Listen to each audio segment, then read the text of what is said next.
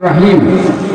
সম্মানিত এই সুন্দর আয়োজনের সম্মানিত সভাপতি, উপস্থিত উলামায়ে কেরাম, মুরব্বিগণ, ইসলামী ভাই সব, আসসালামু আলাইকুম ওয়া রাহমাতুল্লাহি ওয়া বারাকাতুহু।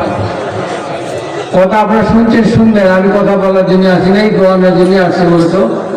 তবে যেহেতু শিক্ষা প্রতিষ্ঠান, আমার একটা কথা বলার ইচ্ছা হল, সেটা হলো 1990 সালে একটা টেবিল আর 3টা চেয়ার নিয়ে আমি নাসিরনগর সরকারি কলেজ বর্তমানে শুরু করেছিলাম।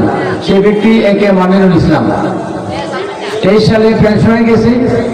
এইবার আমার দল বাংলাদেশ জামাত ইসলামী মনোনয়ন দিয়েছে দাড়িপাল্লা মার্কায়।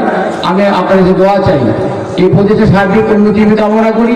আমি মোটে আমাদের বিরক্তির কোনো কারণ হব না। এই প্রতিষ্ঠান দিন দিন আরো বৃদ্ধি উন্নত হোক, আর সমৃদ্ধি লাভ করুক। আর আমাদের যে কোনো সহযোগিতা লাগে আমরা অবশ্যই করবো।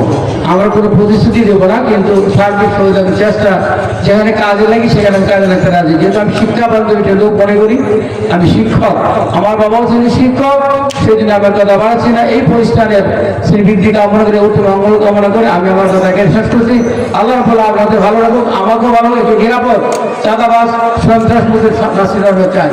যে নাসির সবাই মিলে আমরা সুন্দর নাসিরনগর পাবো। শিক্ষা, স্বাস্থ্য, যোগাযোগে উন্নতি নাসিরনগর।